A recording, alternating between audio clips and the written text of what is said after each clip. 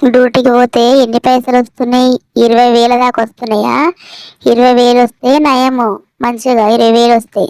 20,000 కాదు పెద్దయినా, 8,000 ఇస్తారు. 10,000 కానీ 2,000 కట్ అయితాయి, 8,000 వస్తాయి.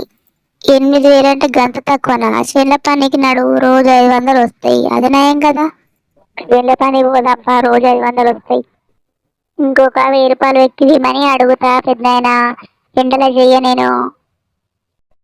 సరే అడుగు, 1,000 రూపాయలు ఎక్కువ అడుగు. జీతం రాగానే పెద్దమ్మకు తెచ్చి ఇయ్యు. నువ్వేం ఖర్చు పెట్టుకోవద్దు, నీకేం కావాలన్నా పెద్దమ్మ ఎక్కిస్తుంది. పెద్దమ్మ, నేను డ్యూటీ కోనికే టైం అవుతుంది, నాకు తొందరగా టిఫిన్ కట్టవా, పోతా. లేట్ అయితే లోపలికి రానియరు పెద్దమ్మ.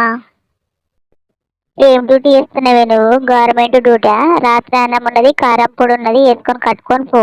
ఎక్కువ నాటకాలు చేయకు. నువ్వేమన్నా సొంత బిడ్డవా? నీకు టిఫిన్ కట్టి సాగదోల, నీకు గవర్నమెంట్ డ్యూటీ చేసినట్టు నిలుగుతున్నావు.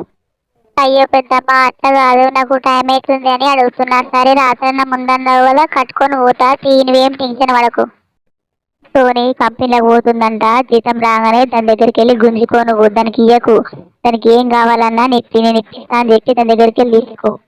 సరే సరే, ఫస్ట్కే కదా జీతం వచ్చేది, దానికి జీతం రాగానే నేను దాని దగ్గరికి వెళ్ళి గుంజుకుంటా. దాని చేత రూపాయి కూడా ఉండనియద్దు. పక్కోళ్ళు అడుగుతారు, ఎందుకు కంపెనీలోకి పోతుంది, డ్యూటీకి పోతుందా అని అడుగుతారు. వాళ్ళకి ఆమిషంతోనే పోతుంది, నేను వద్దన్నా కానీ పోతుంది అని చెప్పు. ఏమంటున్నా, అయిన పడుతున్నదా?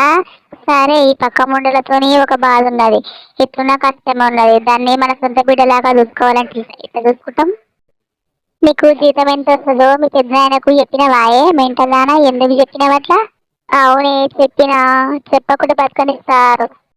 నువ్వు అట్లా చెప్తే నీ దగ్గర రూపాయి నుండి ఏం చేయనే? నా కర్మ ఇట్లా రాసి పెట్టింది. మరి ఇంటికి వస్తావా, ఇంకా ముచ్చట్లు ఆడతావా?